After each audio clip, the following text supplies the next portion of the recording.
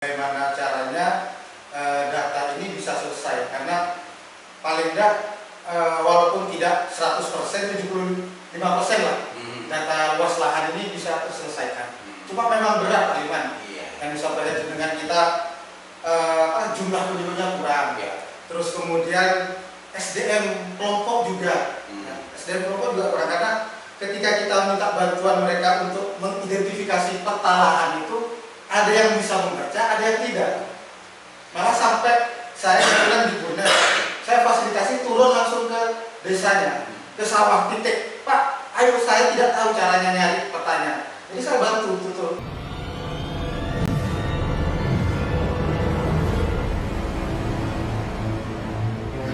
Assalamualaikum warahmatullahi wabarakatuh. Kembali berjumpa dengan saya Lemon Haris dari acara Sanasan. Pemirsa, menindaklanjuti dari podcast seminggu yang lalu terkait dengan urusan progres penertiban Poktan di Bangkalan berdasarkan Pergub nomor 21 tahun 2003 yang dikomandani oleh Dinas Pertanian.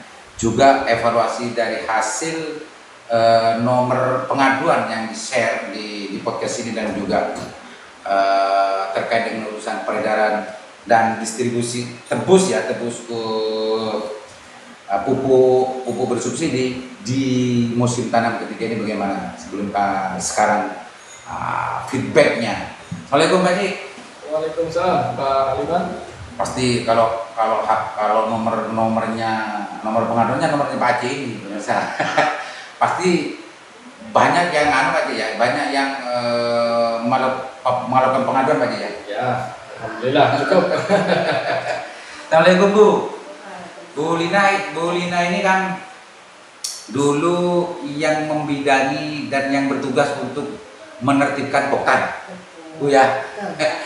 Kalau Pak Cik kemarin sempat memberikan bocoran sudah kurang lebih 40%-an ya dari 500 sekianan Poktan yang sudah masuk, entah yang sudah terverifikasi berapa, nanti jelaskan Bu Lina ya.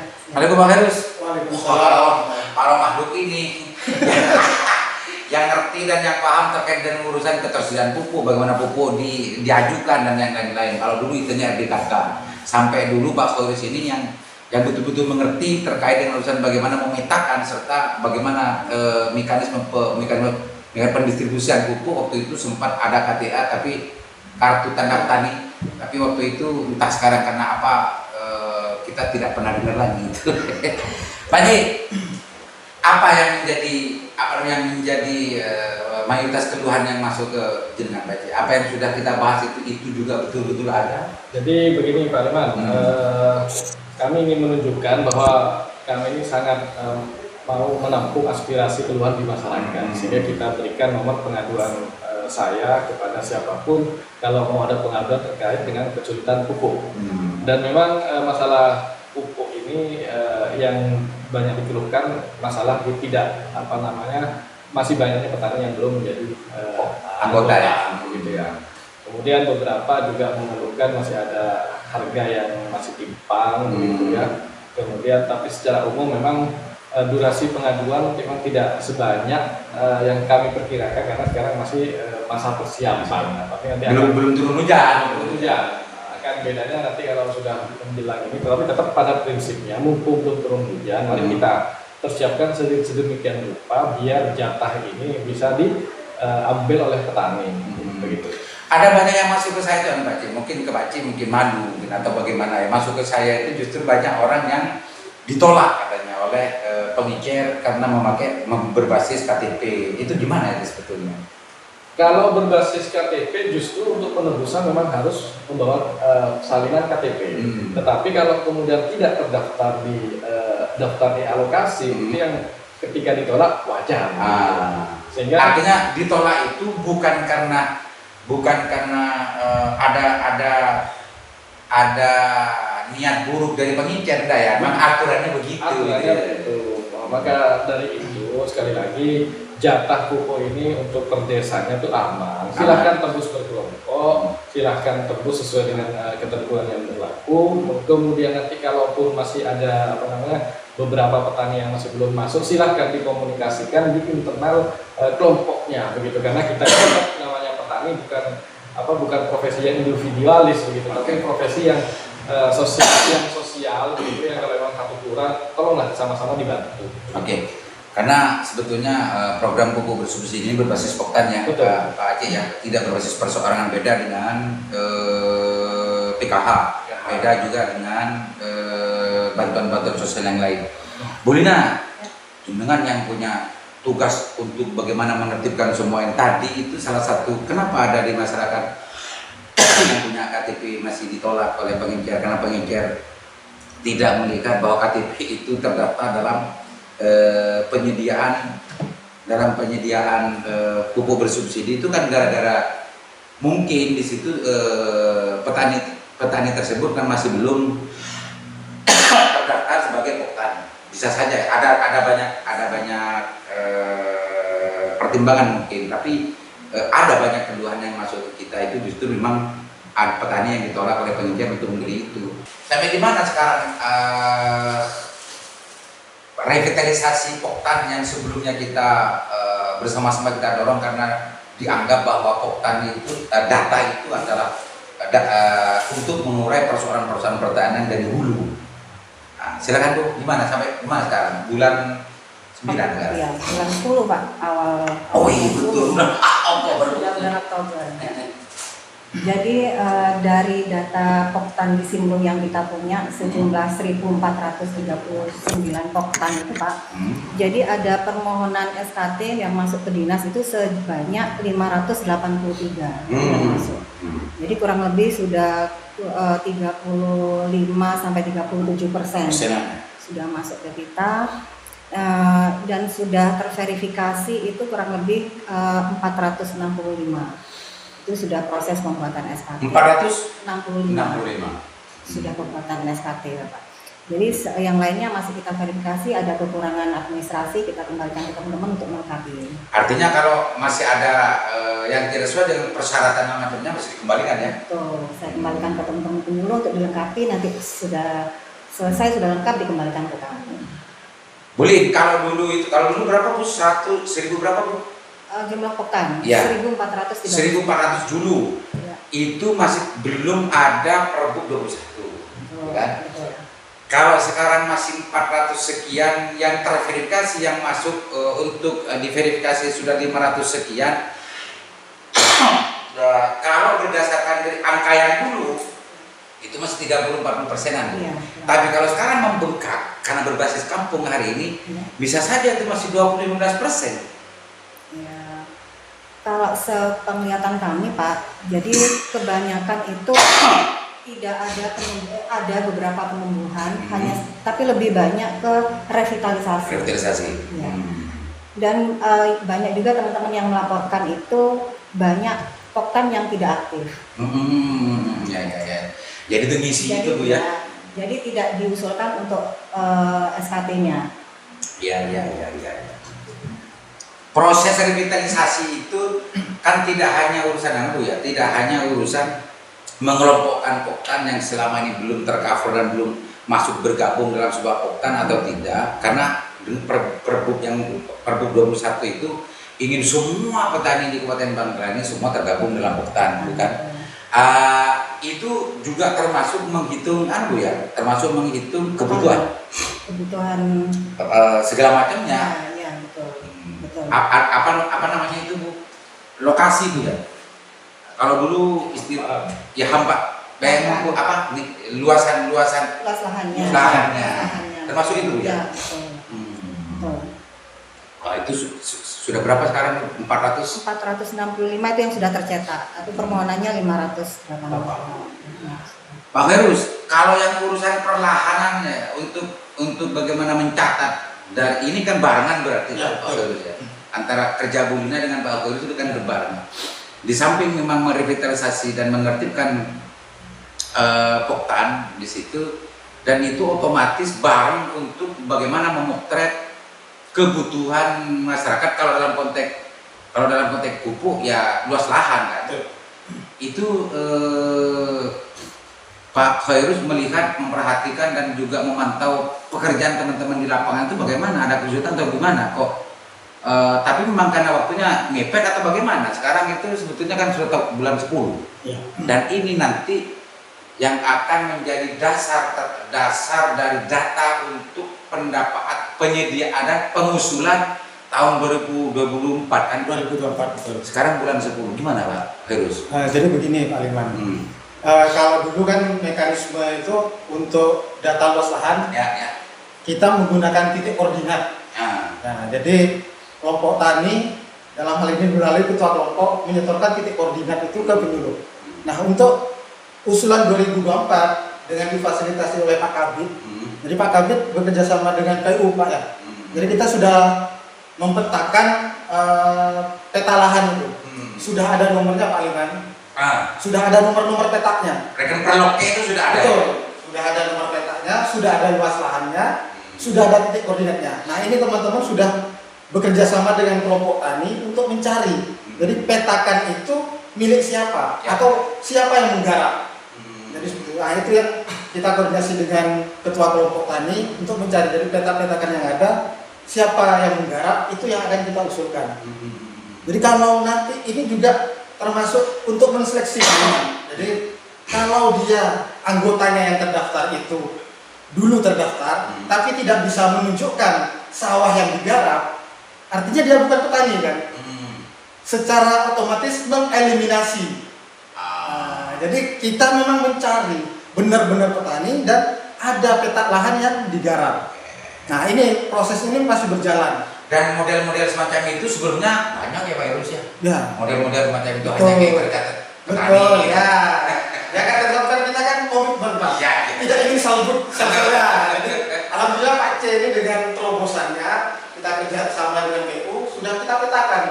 Jadi petani tidak usah foto lagi. Jadi tinggal peta yang ada kita sodorkan atau cari di mana. Ini sabar Bu, ini taruh Bu gitu ya. Ya. Oh Pak Heroes kalau begitu nanti terkonsumsi dengan sendirinya secara alami Pak Betul. Heroes ya. Ya. Kalau dulu posisinya dan kondisi existing sebelumnya ini kan tidak hanya urusan petaninya, kelompok taninya pun juga banyak yang fiktif. Betul. Kan gitu aja ya.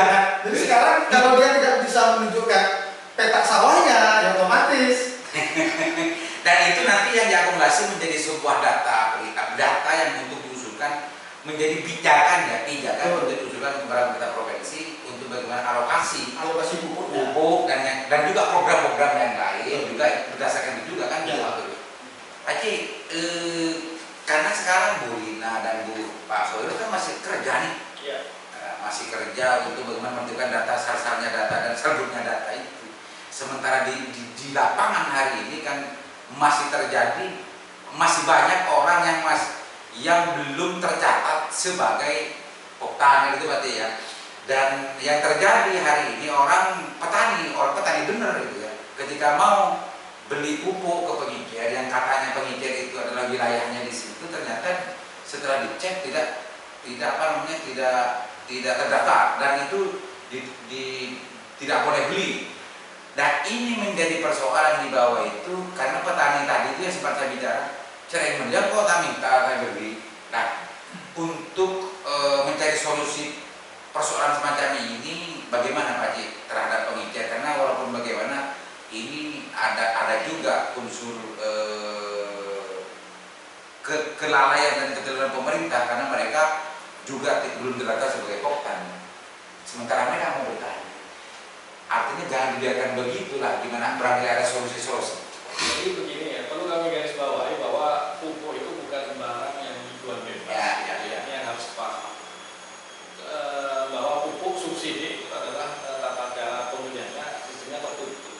Yang boleh beli itu adalah yang sudah terdaftar di alokasi. Ya, Mas. Artinya apa? Kalau kemudian tadi nyatakan saya mau beli kok dilarang, itu juga tidak sebenarnya benar. Karena memang yang boleh menembus, makanya dikatakan bukan dibeli tapi menembus. Menembus pupuk subsidi sudah terdaftar. Nah, kalau tidak terdaftar maka alternatifnya kan dua. Ya alternatif yang pertama adalah dengan cara membeli pupuk non subsidi, atau alternatif yang kedua seperti yang selalu saya sampaikan bahwa silahkan koordinir di kelompoknya di masing-masing desa, gitu, di koordinir begitu yang baik karena jatah pupuk ini cukup banyak masih belum terserap. Silahkan koordinir. Silahkan, karena kita hitung di awal tahun itu cukup pupuk ini untuk ketersediaannya skala desa, sehingga seperti yang saya sampaikan tadi bahwa ayo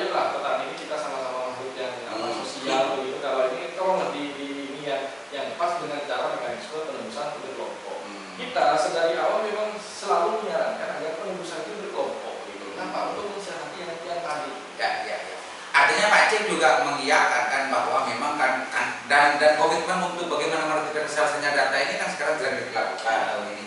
Untuk penyediaan pupuk tahun ini yang masih belum tercover semacam ini, agar tidak terjadi penolakan, silakan untuk ditebus secara berkelompok. Silakan tebus berkelompok. Catat Mirza. Artinya nanti kalau ditebus secara berkelompok, insya Allah orang yang semacam ini akan mendapatkan juga. Bisa saling bantu lah. dan saling membantu karena petani kita sekali lagi ayolah kita sama-sama petani. Kalau pakai itu bisa Pak ya? Insya Allah bisa ya. Bisa. Cuma ini ya yang saya tanggapi tadi Pak Aliman, apakah ini kelompok nanti 1.400 akan bertambah? Nah, ini yang perlu kami sampaikan bahwa dari 1.400 itu yang terdaftar kelompok yang menebus pupuk subsidi itu hanya 1.280 kelompok. Artinya ya kalau dia nebus pupuk artinya dia kelompok yang aktif. Sehingga kita punya gap 200 lebih kelompok ini. Apakah ini kelompok yang seperti apa atau seperti apa? Tetapi sampai per hari ini, jadi begini ya, kalau dulu pendirian kelompok itu selesai di tingkat bawah, tapi kan nggak bisa. Karena kami melihat kelompok ini juga tidak bisa kemudian tiba-tiba berdiri tanpa ada kajian. Maka sekarang penerimaan bahwa itu akan disahkan dengan tidak harus dengan persetujuan kita gitu. Jadi kalau dulu lebih ketat lagi ya. Kalau dulu sebenarnya berita acara ini selesai langsung masuk simultan resmi. Nah sekarang nggak bisa karena penerbitan simultan untuk yang baru itu harus mendapat rekomendasi dari kita. Gitu.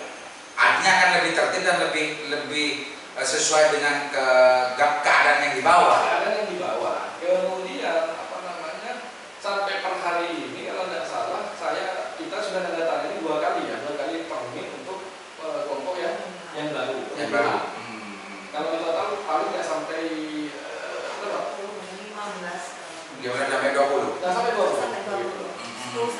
Artinya yang dulu 140 sekian itu ya 400-300-nya, yaitu kalau dalam istilah kependudukan ini adalah data gerak. Kesimpulan resminya nanti akan tahu juga. Pada akhir tahun nanti ya. Akan tahu. Ya, biasa kalau di Bangkalan begini, kalau di pendudukan di Bangkalan ini 1 juta sekian, sekarang sudah ke 1.030.000 sekian. Dulu waktu di Spenduk saya sasak membahas masalah ini ada 100,6 ribu penduduk Bangkalan yang 10 tahun tidak bergerak. Artinya kalau bahasanya LSM bukan biasanya dinas pendudukan adalah data fiktif. Nah, di sini juga ada 1.200 dari 1.400 sekian kan yang tidak bergerak, berarti sekitar 300 sekian. Mudah-mudahan ini terseleksi dengan sendirinya dan mudah-mudahan tidak bisa selanjutnya dipastikan tidak akan bisa mengais program-program pertanian kan. Kalau tidak bergerak, tapi itu kan. Jadi begini Pak, Oktan masih seperti ini. Nah, kita mau melanjutkan ke Gapoktan. Soalnya Gapoktan mau ke asosiasi komoditas.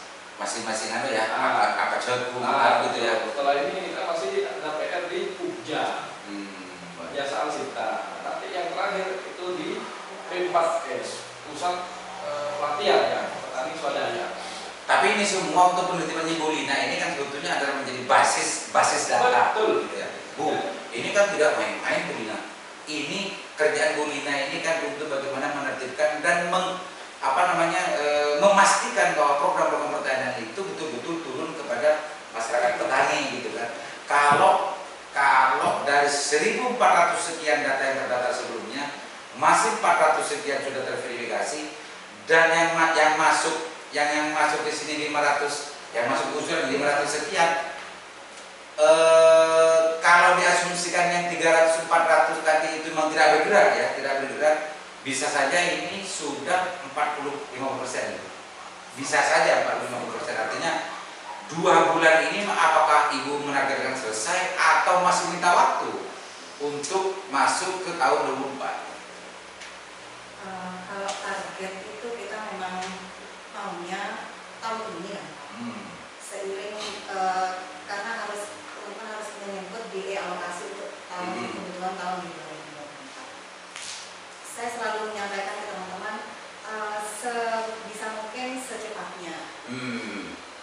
Tapi kan kami juga, Bina, kita sama-sama tahu bahwa penyuluh kita itu kan terbatas, gitu kan? Mohon pasti pokok kalau belum tahu Pak Beniro, kok diseru. Ya, makanya mumpung saya di sini nih Pak, jadi saya mengimbau, saya minta tolong juga buat khususnya Pak Kepala Desa, karena semua usulan dari Kepala Desa.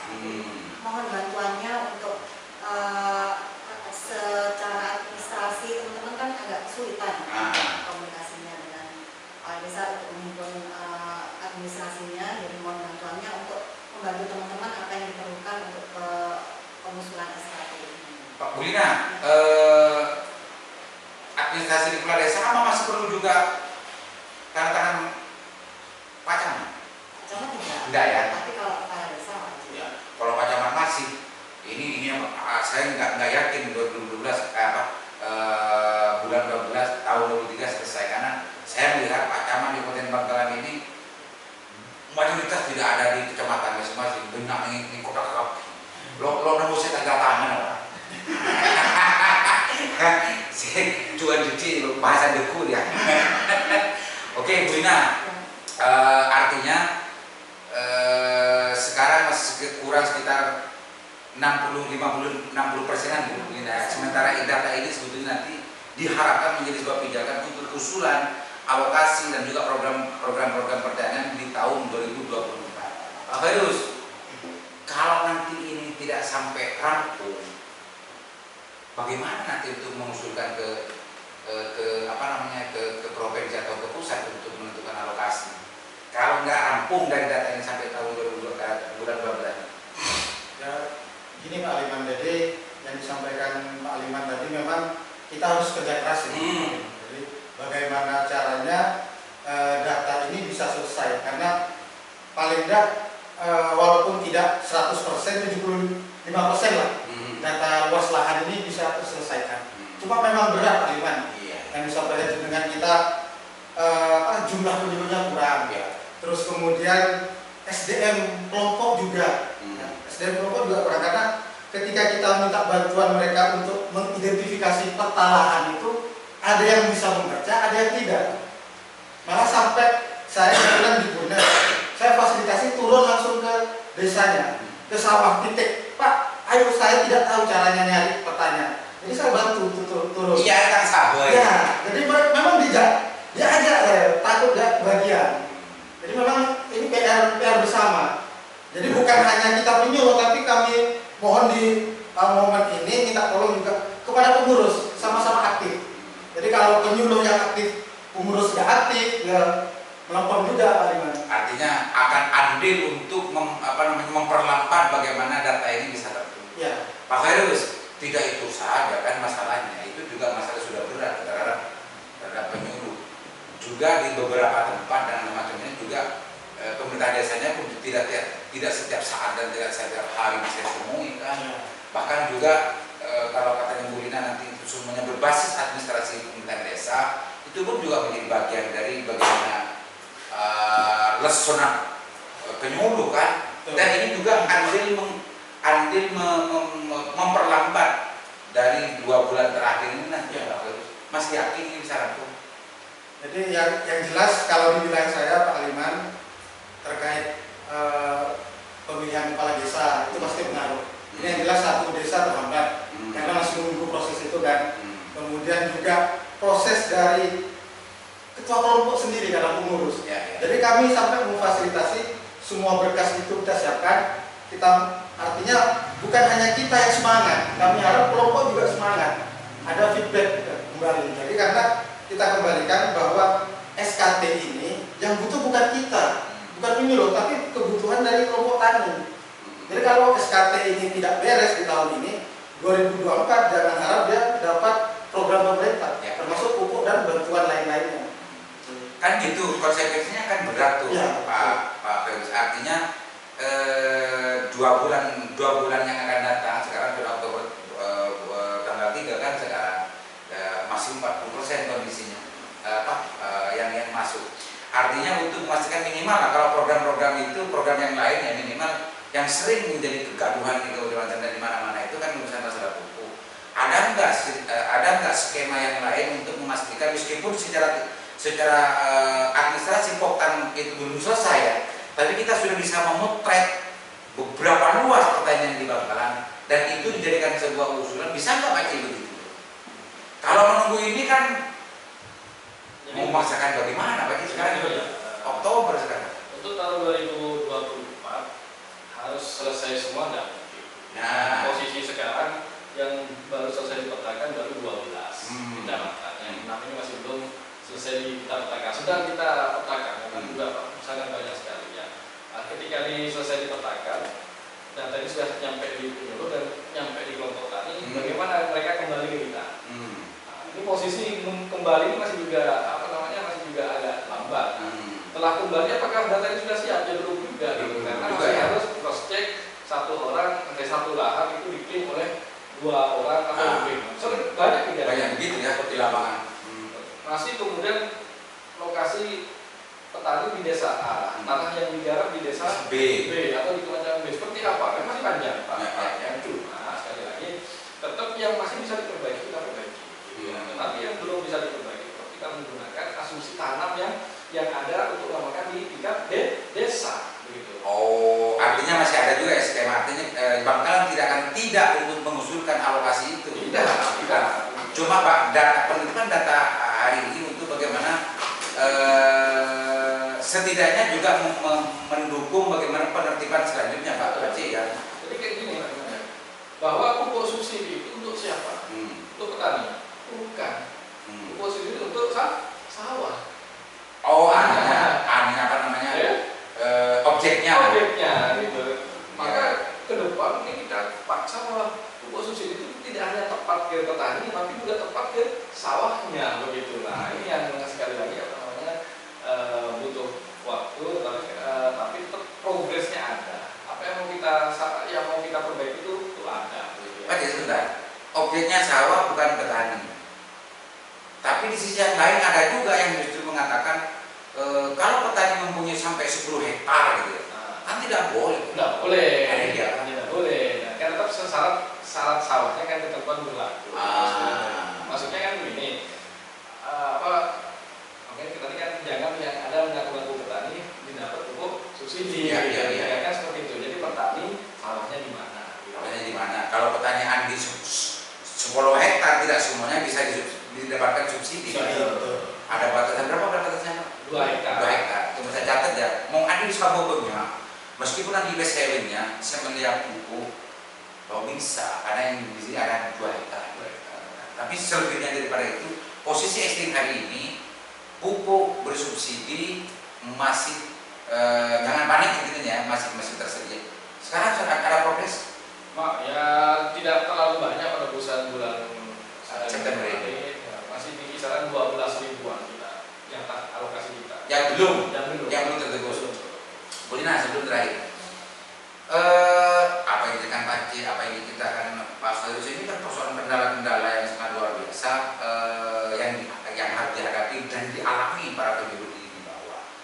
Ada persoalan-persoalan tadi itu bukan yang tidak tahu baca, terus juga itu juga harus didampingi, tidak aktifnya, terus juga terkadang juga ada persoalan-persoalan dengan pemerintahan desa dan yang lain-lain. Ini kan bukan persoalan mudah untuk bagaimana melaksanakan Pergub 21. Bu Lina pernah nggak ini mengeluh ke atasnya Bu Lina untuk bagaimana ini menjadi persoalan dan perhatian serius dari pemerintah Kabupaten Bangkalan?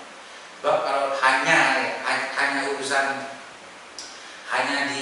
di handle oleh Bu Lina dan pertanian, kalau tidak semua pihak untuk ikut serta mendukung, ini tidak akan maksimal. Bu Lina, pernah nggak Bu Lina itu? Ya, dari awal memang sejak kita mau membuat Pergub kita sudah merangkul banyak mereka. Nah, setelah Pergub sudah keluar, kita langsung bersurat kepada semua kepala desa. Itu pertama kita sudah merangkul kepala desa, harapannya mempermudah teman-teman penyuluh tentang lapangan untuk berkomunikasi dengan pihak desa, begitu dengan pihak kota. Sebisa mungkin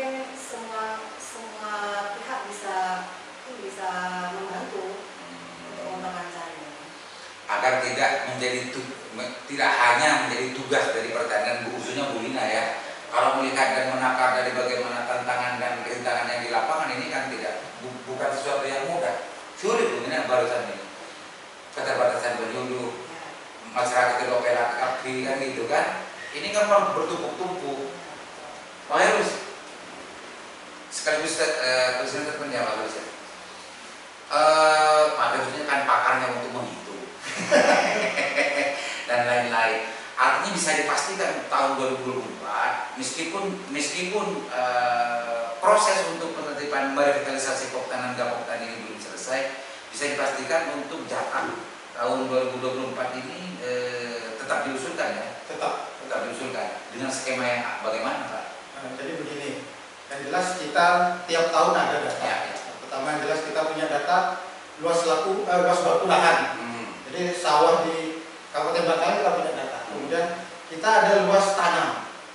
Kemudian juga tentunya ada data penebusan pupuk. Nah ini sebagai dasar nanti.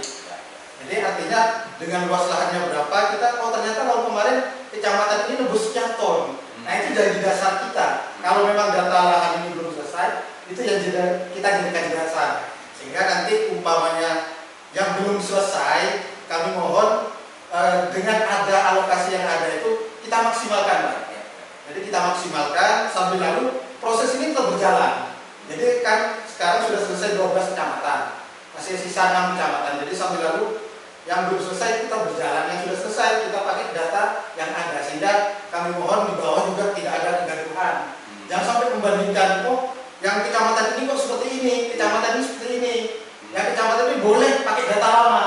Jadi saya mohon seperti itu karena kita lagi berproses, sehingga tentunya proses ini kan tidak gampang ya.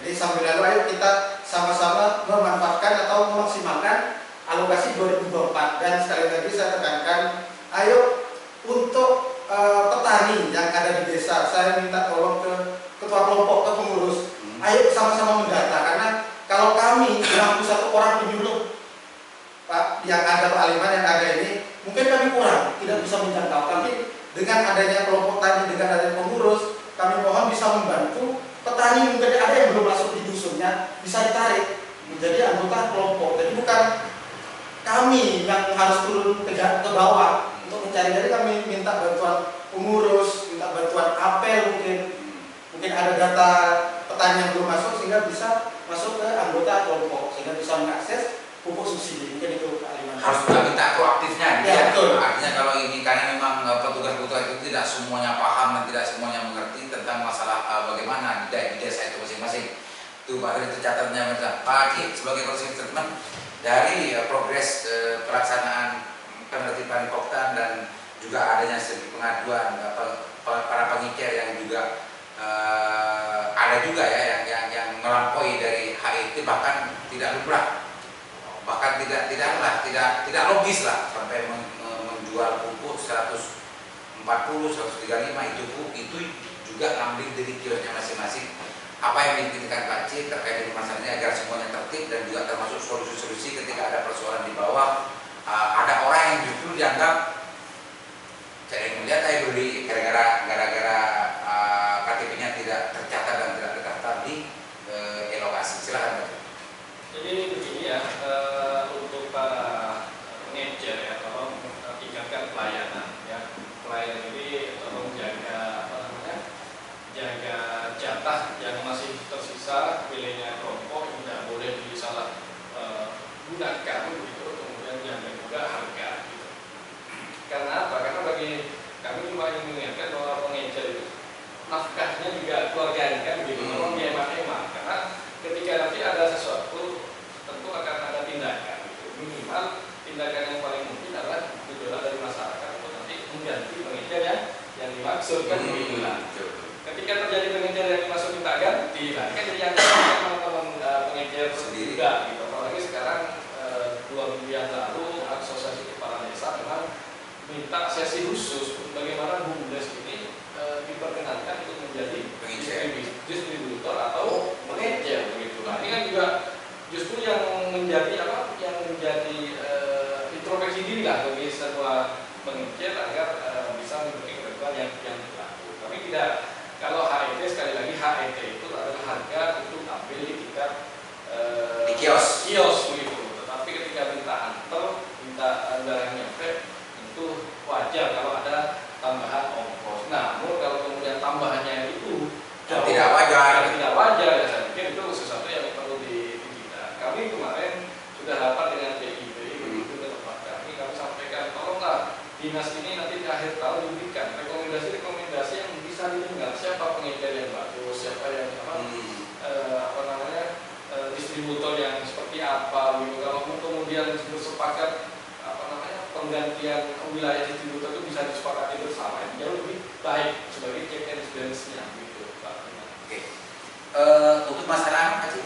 Untuk masalah Revitalisasi sekali lagi kami tetap berharap 2023 minimal untuk yang sudah masuk yang Poktan itu sudah selesai lah minimal begitu. Kita harapkan itu kendala utama sekali lagi memang ada yang mau dikumpulkan jadi satu keluarganya dikumpulkan ke kita begitu. Ada yang kalau kemudian satu desa itu nggak selesai semua nggak mau dikumpulkan ke kita gitu. Nah ini saya tetap akan mentolerir, tapi nanti di bulan November, bulan depan kalau masih terus seperti itu lebih baik tinggal saja gitu. yang tidak mau itu.